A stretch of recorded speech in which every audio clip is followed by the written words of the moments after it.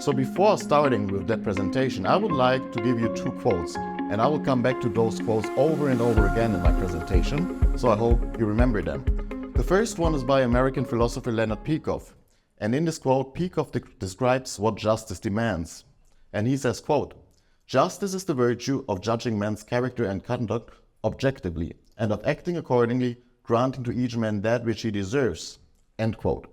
So what Peikoff means by that is, first and foremost, when we want to be just, we need to judge other people objectively by an objective standard. And once we have done so, we need to grant every person that which he or she deserves. What does that mean? We see that in the second quote, which I will come to over and over again. Ayn Rand writes in her most important novel Atlas Shrugged, quote, "To withhold your contempt from men's vices is an act of moral counterfeiting, and to withhold your admiration from their virtues is an act of moral embezzlement." End quote. So what Rand means by that is that if we figure out objectively that someone is evil, we have to reject them. We cannot make compromises with evil. As was pointed out earlier today, evil in itself is impotent, and only those who give in to evil are ultimately promoting it. So we have to reject evil, as I will show you later. But second, we also have to celebrate the good. But before getting there, let us have a look at the present state of the culture. And I would like to start by giving you a quote, which is the first paragraph from Rand's article, The Age of Envy, to which I will come back again over the course of this session. Ayn Rand writes, quote, "A culture like an individual has a sense of life, or rather, the equivalent of a sense of life. An emotional atmosphere created by its dominant philosophy, by its view of man and of existence. This emotional atmosphere represents a culture's dominant values and serves as the leitmotif of a given age, setting its trends and its style. Today we live in the age of envy." End quote. So as I have already said briefly in the introduction, our era today is the postmodern era. But postmodernism or the postmodern is very hard to define, because literally what it means is the postmodern is that which comes after the modern. Postmodernity is the phase after modernity. But the modern or modernity have never been clearly defined, because what it meant back then is those modernists said that they want to make it new. That was the slogan of Ezra Pound. So they were rebelling against classicism, and they wanted to find a new way of dealing with things. But they never reached a consensus. So consequently, there was nothing. So as I said, when we look at modernism, there was no such thing as a consensus. So we did not really know what it was about. So consequently, it's very hard, if not impossible, to define the postmodern, if it's only that which comes after modern. However, there are several movements, and I think if we puzzle them together, we get an idea of what postmodernism is. Postmodernism is a kind of umbrella term made up of sub-movements, such as, for instance, post-colonialism, environmentalism and egalitarianism, which I'm going to talk about, or also feminism. And the question we have to ask them is, what do all of those movements have in common? And Rand says it here in the quote, envy. So some people are envious. Let us have a look at egalitarianism and environmentalism, because Rand considers those two movements as particularly evil. So what could they possibly have in common? If we look at it at a superficial glance, not much. Because what is egalitarianism about? It's about reaching equality for everyone. And what is environmentalism about? It's about saving the environment. So if we look at the aims, they have nothing in common. But Rand points out the common denominator is the method. It's the idea of altruism. It's the idea that some people have no right to exist for their own sake. Both the egalitarians and the environmentalists are willing to sacrifice the businessmen, the entrepreneurs.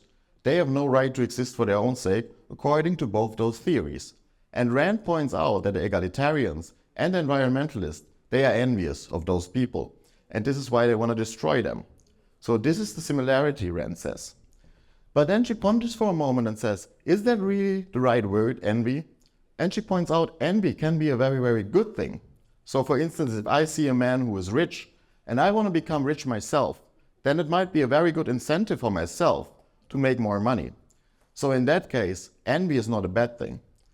But then Rand says there is a special form of envy. So if I see a man and he is rich, but I don't want to become rich myself and work harder, but I want the other person to lose his money, then that would be a very, very evil form of envy. And Rand says egalitarianism, environmentalism, all those other postmodernist movements are characterized by this emotion. And Rand coins a term for that. She calls it hatred of the good for being the good.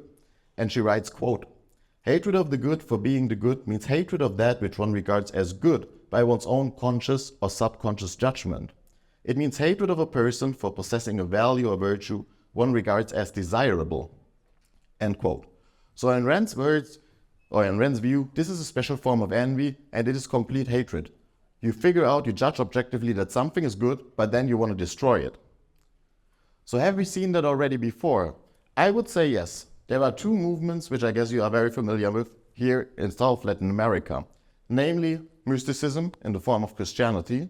So there are two other movements, mysticism in any of its forms, collectivism, and now we have the newer movements, environmentalism, egalitarianism.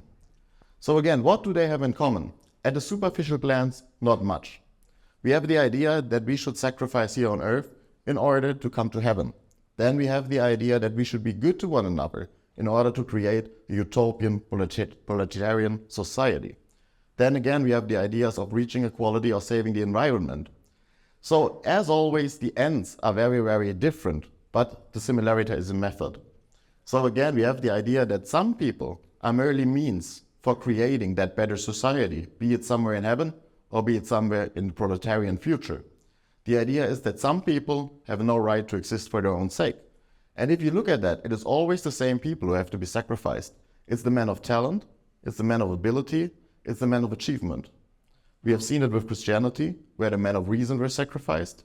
We have seen it in all those collectivist states, for instance, Nazi Germany with the Jews because they were successful. Now we see it with the businessman. So if we look at those, Rand then ponders, are they all equally evil? And Rand says no. And why is the case so? Because she said, when it comes to Christianity, why did people sacrifice this earth? Well, because they had a selfish motive. They did not want to end up in hell. So they saw sacrificing this earth as a means to a better reality. What about collectivism?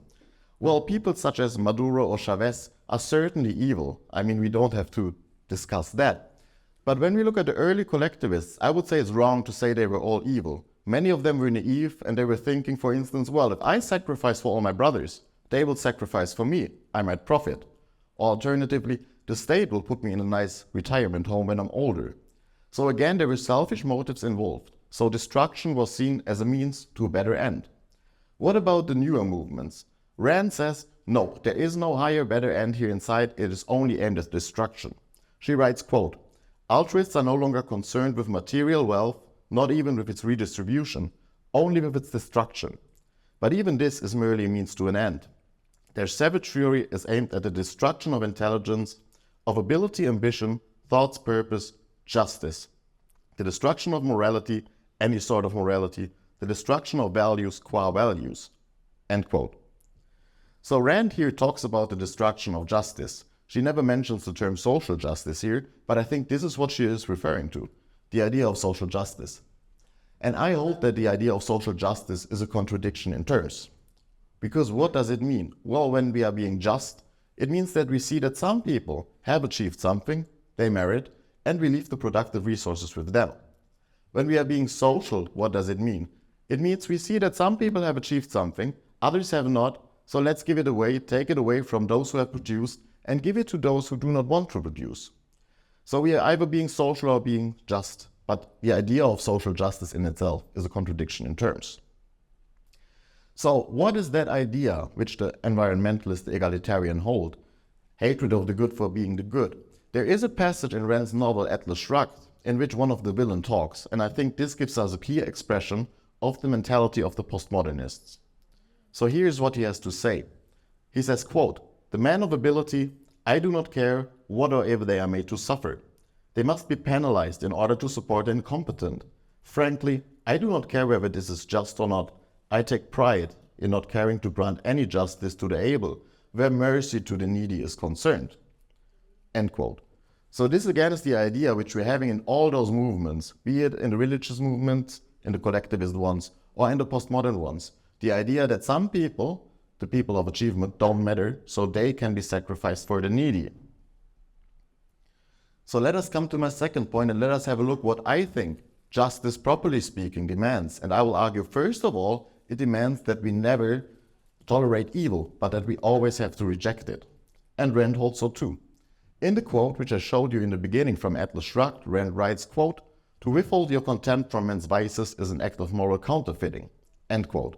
And she makes a similar statement here in The Age of Envy. She writes, quote, "Evil as the hating creatures are, there is something still more evil, those who try to appease them," end quote.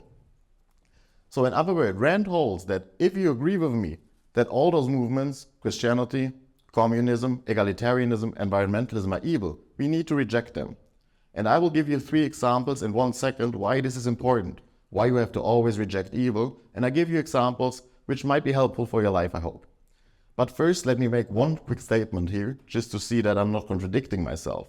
Because you might think I am saying now, well, all those people are haters, but now I'm saying we should reject them. Isn't that a contradiction because I'm speaking out in favor of hatred? Well, Rand does not hold so, because she differentiates hatred from resentment.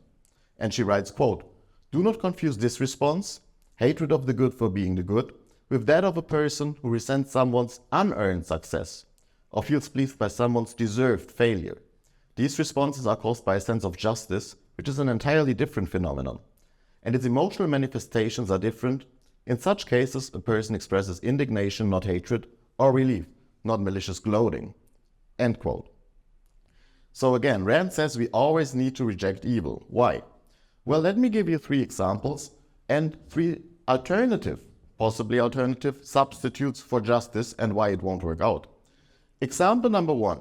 Let us say that your car breaks down and you have to find the garage, a repair shop.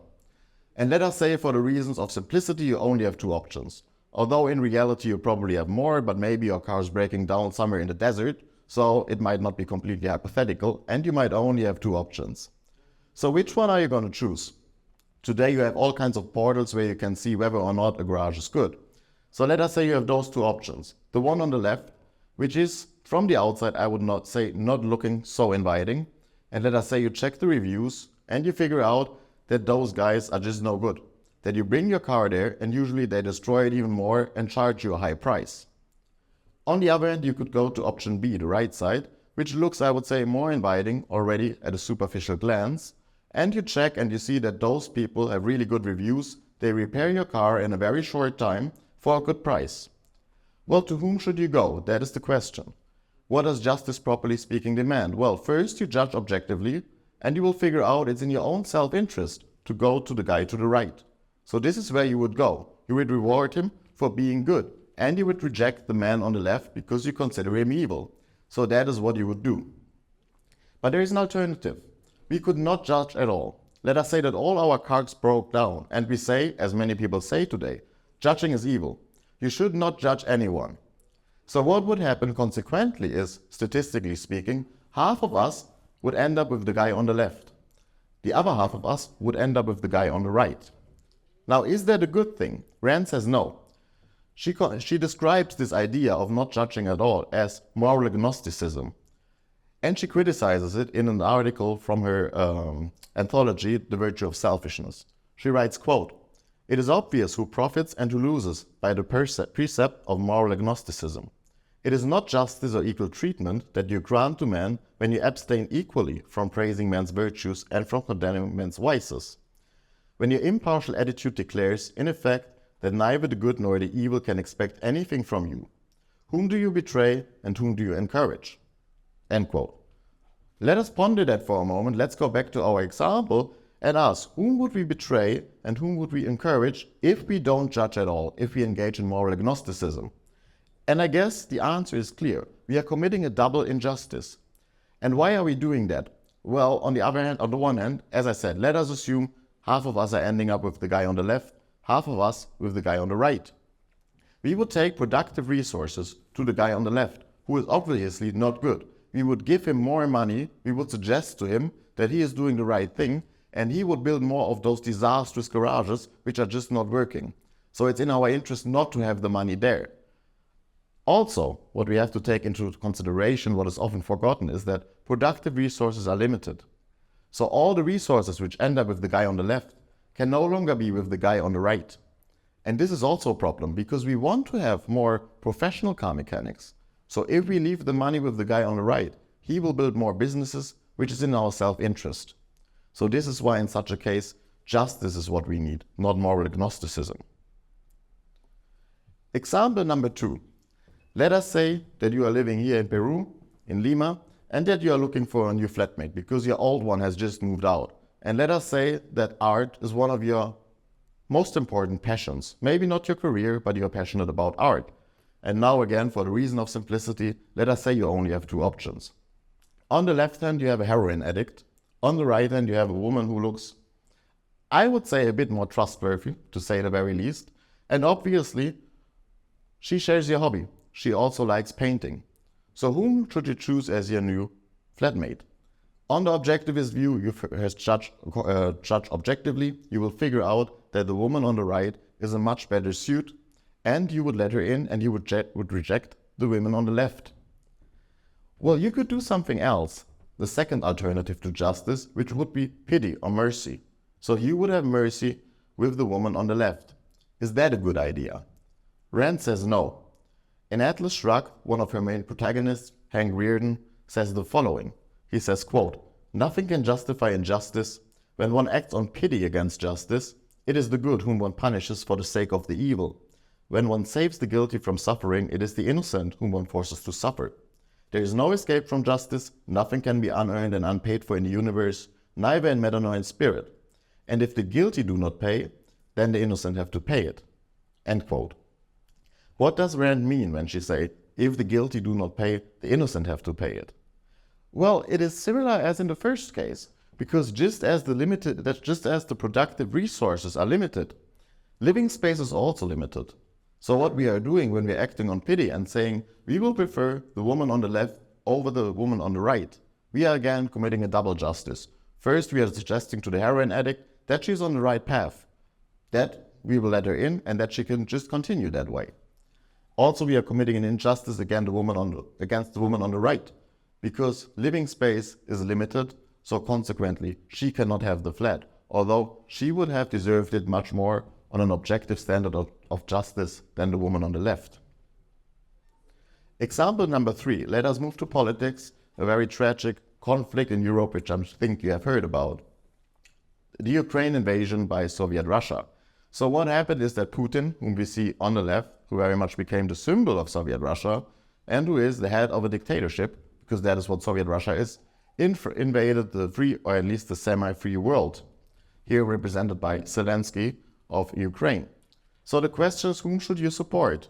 And if you are based on an objective standard of virtue, of justice, you would look at it and see Putin is an evil dictator. He has enslaved his own subjects and now he needs to enslave other people. He has to be rejected.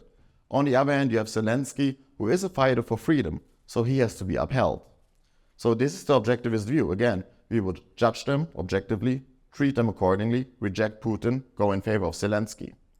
But you could do something else, which I think is even more popular these days than compromise and pity. And pity and moral agnosticism. That would be compromise. So that you would say, well, there is no such thing as good and evil. Those are just artificial categories. So we have moved beyond that. So we are just going to do compromise because both parties in each and every conflict have a valid claim. Is that a good idea? Rand says no. In Atlas Shrugged, she writes, quote, "In any compromise between food and poison, it is only death that can win. In any compromise between good and evil, it is only evil that can profit."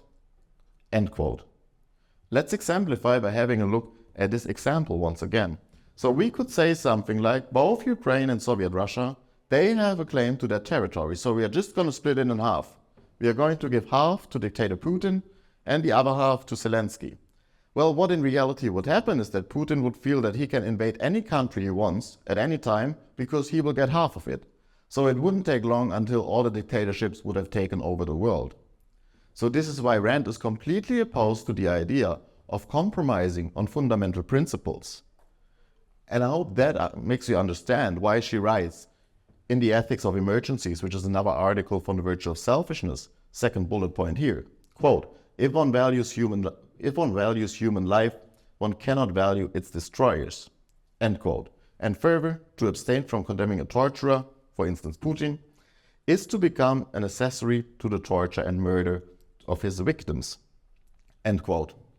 So this is Rand's idea here. We can never compromise on fundamental issues. And this hopefully makes us clear why Leonard Peikoff says we need to reject egalitarianism and environmentalism. Because if we are just sitting around not judging them, or if we are pitying them, or starting to appease them, then they will take over the world and that will lead to annihilation.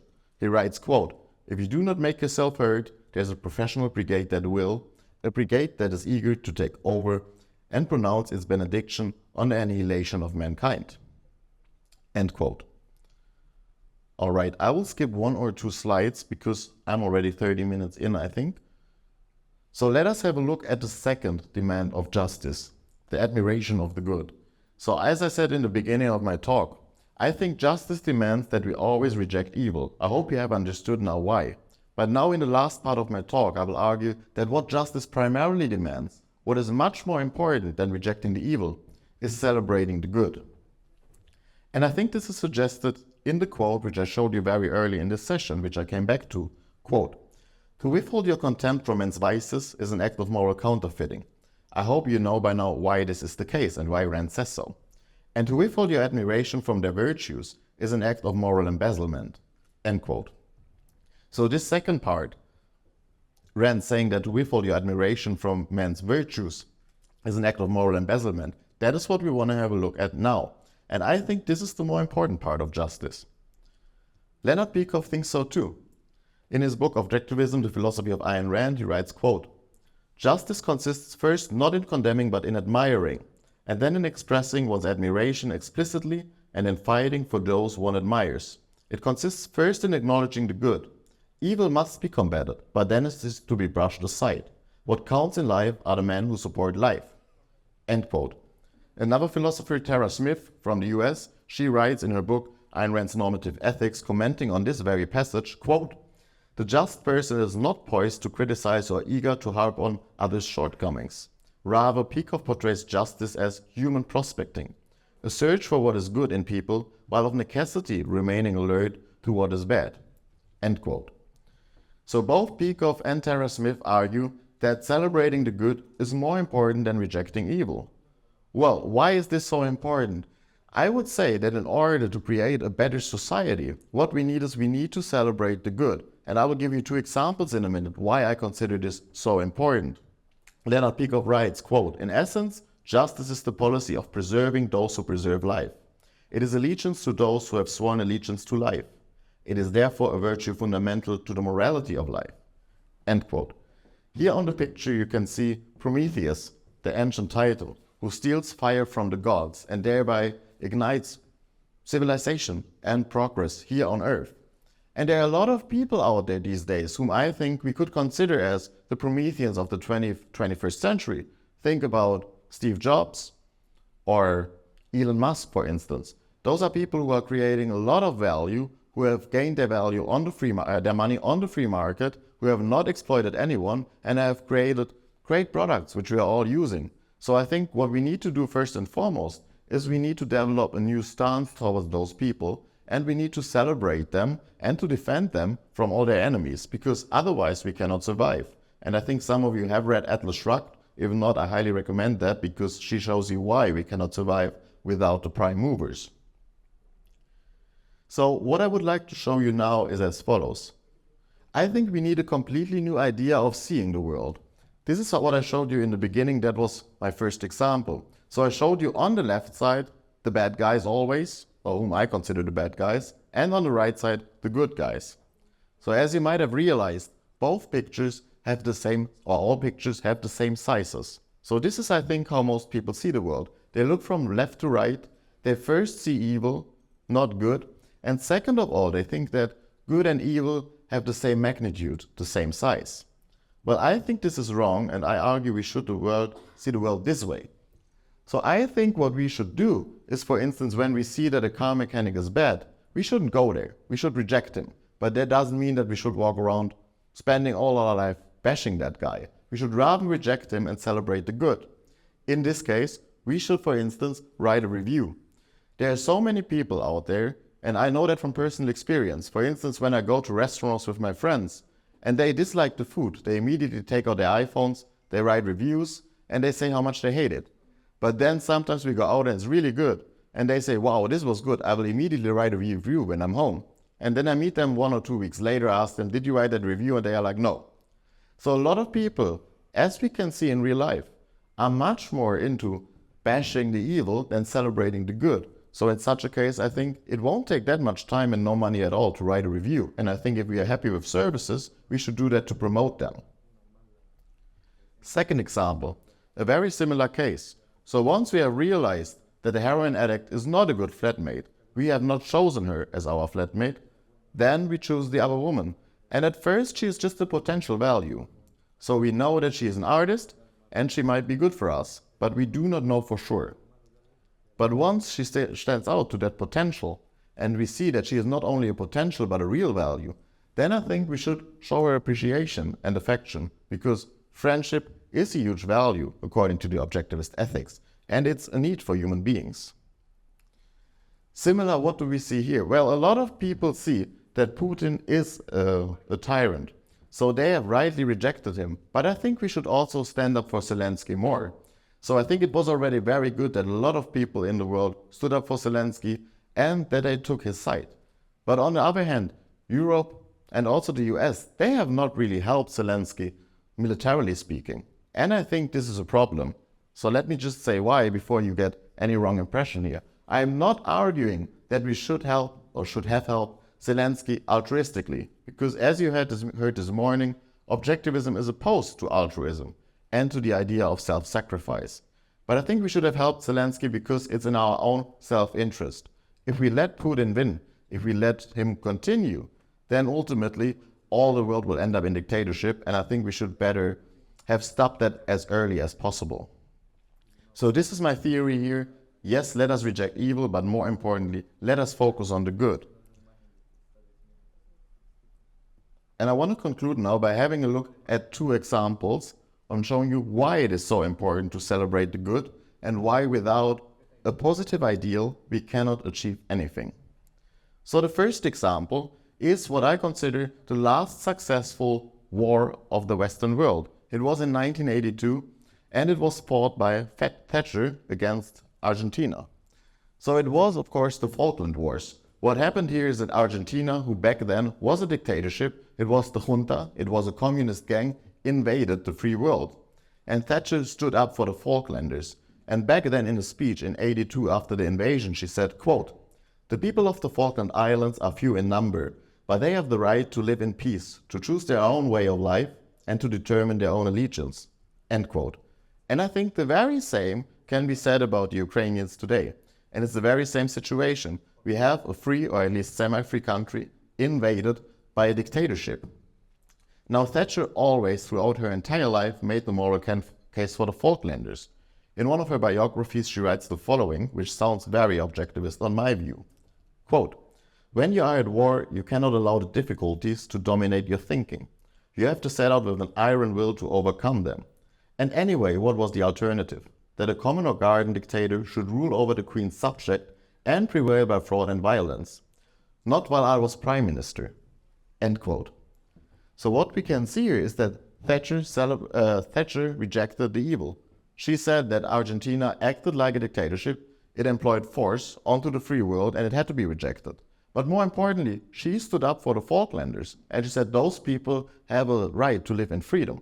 So Thatcher was focused on liberty, not on rejecting dictatorship, but on celebrating liberty and upholding it.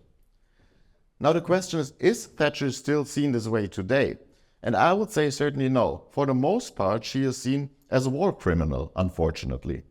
But before coming to that, let me say here that Thatcher always made, as you saw, the moral case. But it was always rumored that there were economic issues involved. Because Thatcher thought that there might be huge oil reservoirs around the Falklands. And we by now know that we have those oil reservoirs there. So in his introduction to the 30th anniversary edition of Iron Britannia 2012, Barnett wrote, quote, "Now that massive oil reserves under the seabed have apparently been confirmed," by now they are confirmed, "the islanders being so few, are taxed to become per capita the richest people on earth. End quote. So since there is no such thing as a dichotomy between morality and economics, this is not a problem. I think we really need to defend the Falklands now because they are important for economic reasons. And at the same time, the people who are living there, they have a right to live in freedom. But the question is that still the case? Is that still what Europe does these days? Is that still what the UK does? And I would say certainly no. So earlier this year, The Guardian published a short article by Cafiero, who is now foreign minister, I think, of Argentina. And we only have to look at the title. The title is, quote, 40 years after the Malvinas Wars, Britain still acts as if the dispute is settled. It isn't. So now it's the Malvinas War. Apparently in Europe it is no longer PC to even use the term Falkland Wars. So in this article, again, which was published in The Guardian, Cafiero writes, quote, the sovereignty dispute over the Malvinas, South Georgias and South Sandwich Islands and the surrounding maritime areas remains unsolved. Pretending that it does not exist or that it does not create obstacles in our bilateral relationship is naive. No Argentine government will cease in its pursuit of our sovereign claim. End quote. So in other words, Argentina is now on the move again to the Falkland Islands, or at least has suggested it, and it is very unlikely that any government today will defend it because Thatcher is not upheld as a fighter for liberty, but wrongly considered as a war criminal. Second example, which some of you I think might still remember, the Arab Spring in the early 2010s. So what was going on here? Well, there were countries in the Middle East which were under dictatorship for a long time. And people rebelled for the right reason. They wanted to live in liberty. So they wanted to topple those regimes and live a life of freedom. That was the idea. Now in most countries, in most nations in the Middle East, this did not work out because the revolutions failed. But in some countries, it worked out. Now the question is that a good thing? And I would say no. Because in all those regions, anarchy was substituted for totalitarianism. And now those people are living in complete chaos. So what was the problem here? The problem is the people rightly rejected evil, totalitarianism, control, force, but they had no positive to fight for. They had no positive vision of how to construct a free society. And consequently, all of them had to fail. So this is what I wanted to show you today. And this is why Rand writes in an article from Capitalism, the Unknown Ideal, quote, it is futile to fight against if one does not know what one is fighting for. A merely negative trend or movement cannot win and historically has never won. It leads nowhere. End quote. So to come back to Peruvian society, you guys have been plagued for a long time by, on the one hand, Christianity, and on the other hand, totalitarian regimes in many ways, or at least despotic regimes to a certain degree. And now, as I said in the beginning, the environmentalists and egalitarians are coming. So you will have the third wave of the idea of self-sacrifice, which must lead to a terrible outcome. So the question is, what could we do about that? And since I'm running out of time, I only have 2 suggestions here, and maybe for another talk I will give some more. But first of all, I think the businessmen, the entrepreneurs, and any thinkers and men who value need to change their stance. So they can no longer accept all the terms by the leftists. So I think they should stand up and maybe repeat what one of Rand's greatest heroes, John Gold, says in Atlas Shrugged. He says, quote, I am the first one of ability who refused to regard it as guilt. I am the first man who would not do penance for my virtues or let them be used as the tools of my destruction. I am the first man who would not suffer martyrdom at the hands of those who wished me to perish for the privilege of keeping them alive. End quote. But on the other hand, I think we also have something to do, or we can do something if we want to, and that will be my last point for today before we open it up for Q&A. So rather than experiencing hatred of the good for being the good or resenting the evil, we should love and celebrate the good. And I started this talk by giving you the first paragraph from Rand's article, The Age of Envy, and I will conclude by giving you the last one. Rand writes, quote, what is the weapon one needs to fight such an enemy? Hatred of the good for being the good, the egalitarians, the environmentalists. For once it is I who will say that love is the answer. Love in the actual meaning of the word, which is the opposite of the meaning they give it. Love as a response to values, love of the good for being the good. If you hold on to the vision of any value you love, your mind, your work, your wife or husband or your child. And remember that that is what the enemy is after. Your shudder of rebellion will give you the moral fire, the courage, and the intransigence needed in the battle. What fuel can support one's fire? Love for man at his highest potential. Thank you.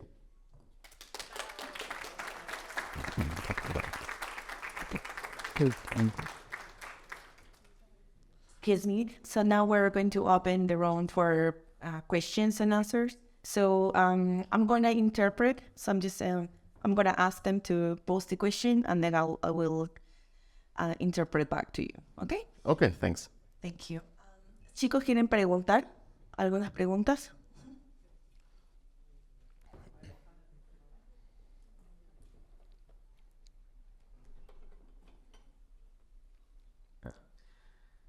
¿Cree que la justicia en esta época pueda girar en torno a la restitución del daño o solo en represalia al que haya cometido una falta?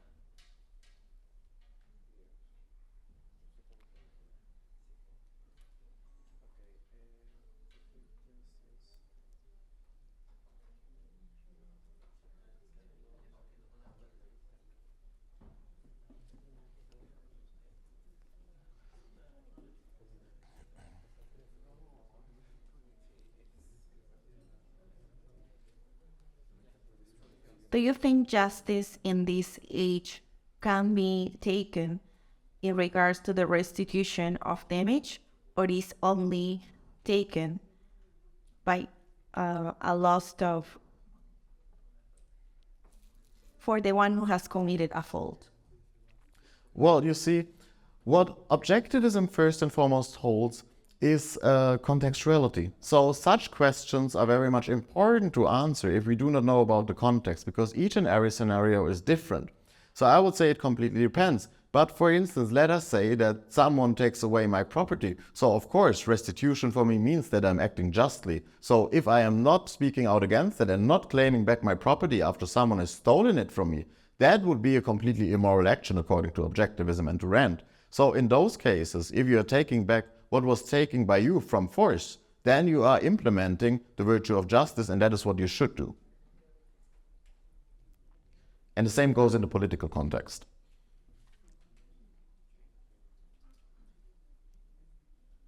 Aquí hay una pregunta.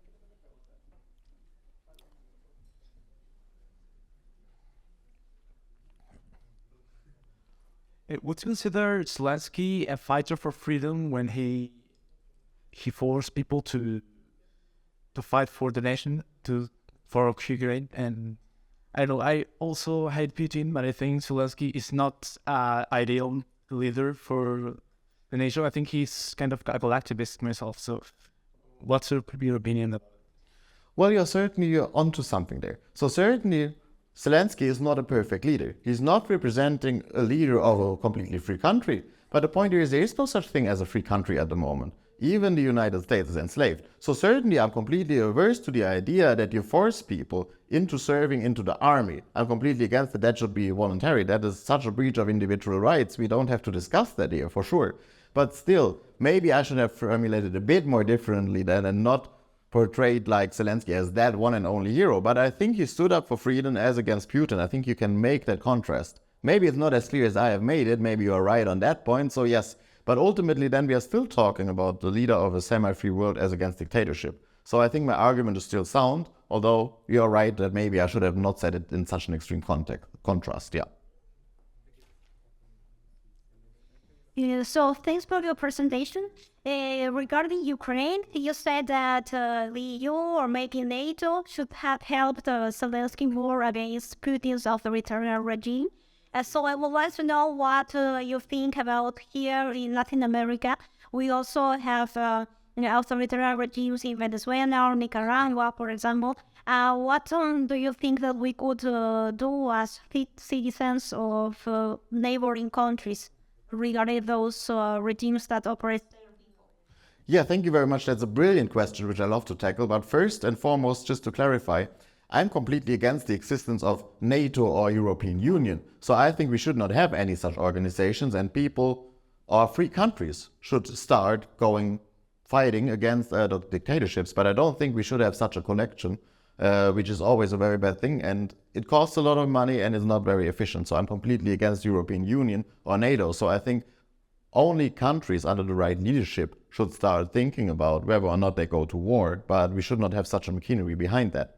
But now to come back to the question, it's very much what I said before in my presentation.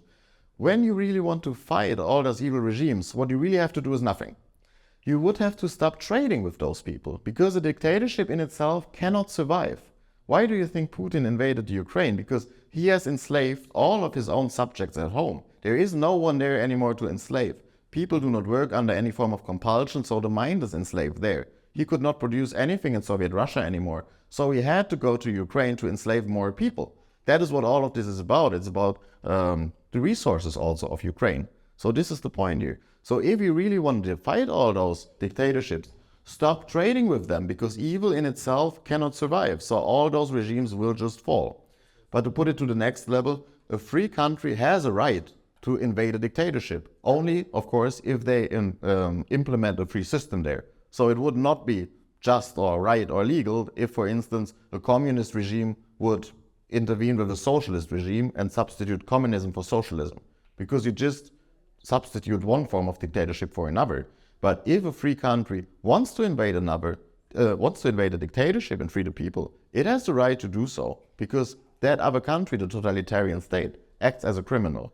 But no country has a duty to do so. If a country wants to do so, fine, they can, but they don't have to do it. But more importantly, I would say just stop trading with them and they will collapse anyway.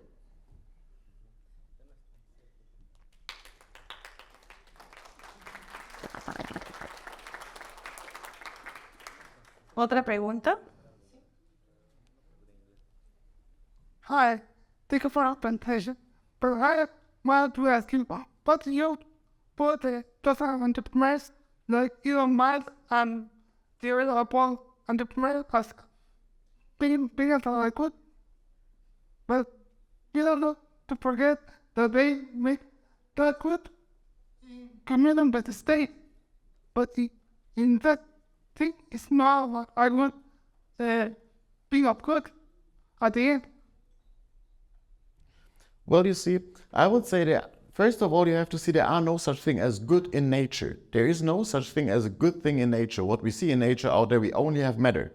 There is only stones, for instance, lying around, but there is no such thing as a house. There are only caves, for instance. But if you want to have a house, then you need someone who builds it. You need some creative person coming around building it. So you need to have a prime mover starting to build that. And those people come around, those people who I admire come around, and they don't take anything from anyone. They are creating something of value which has not been there before. So I think that those people need to be free. It's in all of our self-interest. And since there's also incidentally no such thing as a monopoly on the free market, I don't see any problem with that. And the problem today, of course, is that there are very much no such thing as the real makers anymore, not even in the States. And the reason is the political system. Because it's a mixed economy, it's not fully laissez-faire capitalist, so every entrepreneur has to go out there and take some money. The problem is we have to then differentiate which one are the good ones, which one are the bad ones. And that's very, very hard to do, especially since most men are mixed cases. But still, I think that there are good people out there who take the money because they have to do it because of the political system which is established, and they are going out creating values, and I don't see any problem with that. I think that is exactly what we need. ¿Alguna otra pregunta?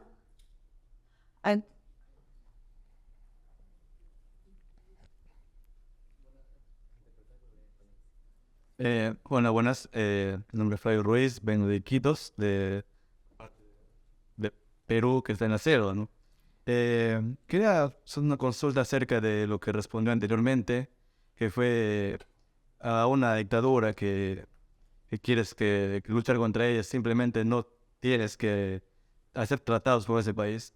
Pero ¿cuál sería la solución inmediata para Europa, que sabiendo que Europa está siendo abastecida por Rusia, y Rusia es la dictadura? Rusia abastece porque decisiones políticas que ya se hicieron, y cómo sería la solución inmediata para que dejar de hacer tratos con un país que es una dictadura y que está en guerra contra un país pequeño, para que los países de Europa puedan dejar de hacer tratos con la dictadura.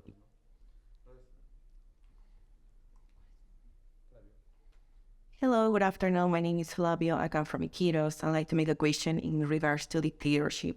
So regarding that Russia is a dictatorship country and that Ukraine is such a small country, how would you take it, or what solution or what immediate solution would you provide in regards to this big dictator country in comparison to such a small country like Ukraine?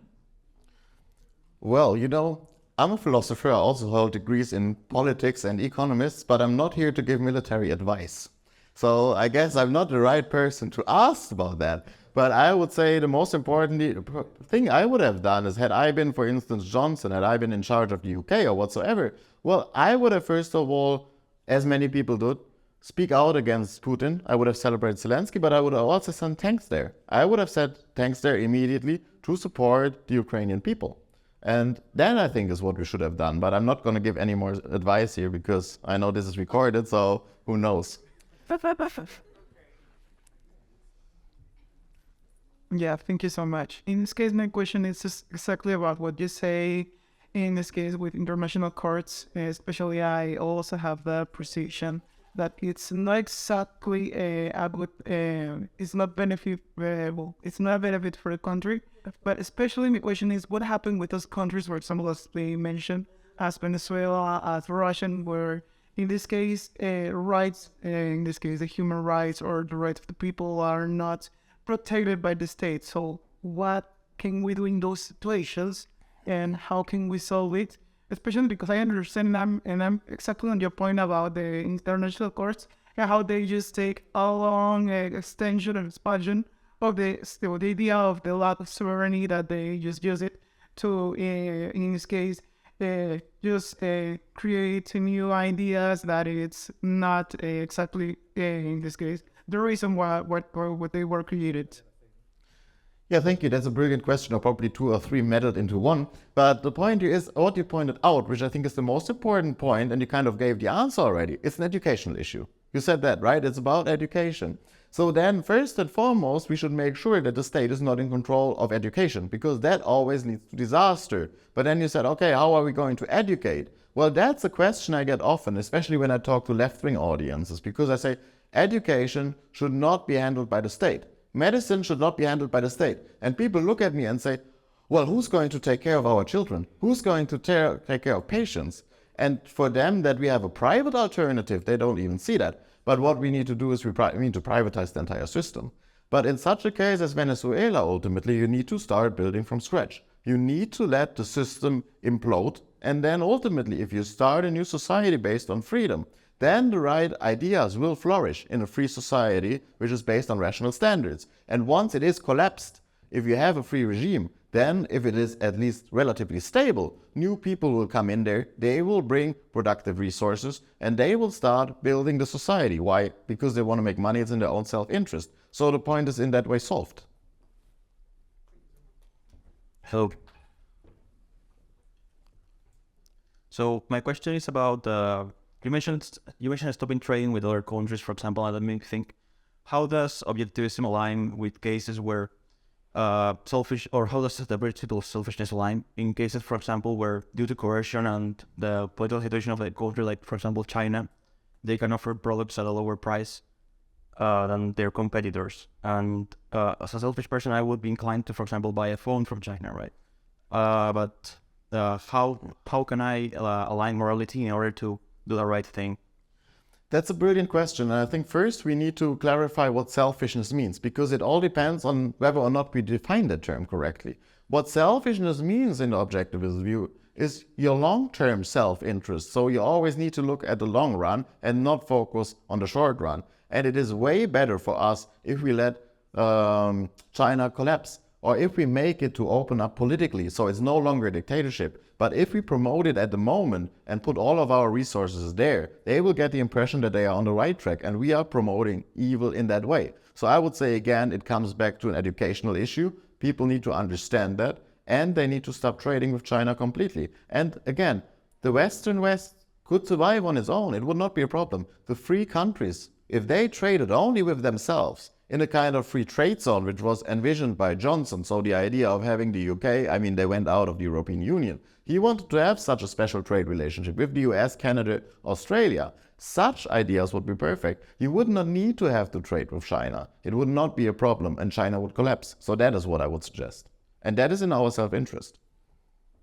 Thank you very much. I'd like to ask the last question on the table. You spoke about good and evil, and I see that everything in this world has is a duality, like you have day and night, and all of philosophers has spoken about how there's a duality in terms of good, evil, good, bad, day and night. So what would you suggest or how would you look at, for example, in the case of economy, or even in regards to social issues, because there's an appreciation that Ayn Rand, or I don't know if she takes evil or selfish or selfish or rational as being good. So could you explain a little bit further if maybe in her philosophy being evil is part of being good, and if she agrees with duality in some way or form? That is a very good question, and I could have an entire talk on that. Maybe I should have talked about that, because that's a very interesting topic. Now, for Rand, there is the good and the evil. This is, on the one hand, there's the good, on the other hand, there's the evil. Now, most people are not completely good or completely evil. They are not black or white. Most people are unfortunately gray. Rand says they have no justification for doing so, because once you figure out what is good, you have no longer to put some black into there and to make it worse than it is. So that is the point she makes. But what is the good, what is the bad in the objectivist ethics? I mean, again, that would take me 90 minutes to explain that, so whatever I'm saying will not give justice, right, to the question. But the point is, as you pointed out, for Rand, it's all about rationality. Man, she points out, is the rational animal. And when you think, and when you are rational, and when you make the right conclusions, and when you don't evade any evidence, that is when you are being good. You are using your faculty of survival, your reason, in order to, for instance, project valuable aims into the future and give them form, in order to live the best life possible for you, and you are not harming anyone else with that. So that would be the good on the objectivist premise. Being rational, being self-interested. What is the opposite idea? Being irrational, being altruistic. That is what Rand considers evil and bad. And why is that? Again, because man is the rational animal. So you would go out and say, well, but I don't want to be rational today. I don't want to be rational tomorrow. For Rand, it is not about achieving great things, which makes you rational. It is not about failing, what makes you irrational. What Rand rejects and considers as the most evil thing on earth is evading, which is not making a mistake, but saying something's out there, something's right, something I could do, and you're saying, no, but I'd rather do something else, although I know it's evil. So that would be Rand's idea of evil, evading the facts of reality and or, morally speaking, sacrificing yourself for others, giving up your life, the only life you have, in order to please others, or alternatively, sacrificing others for your own good. So that so-called good. So that would be the shortest answer I can get. Thank you very much, and Thanks. thank you.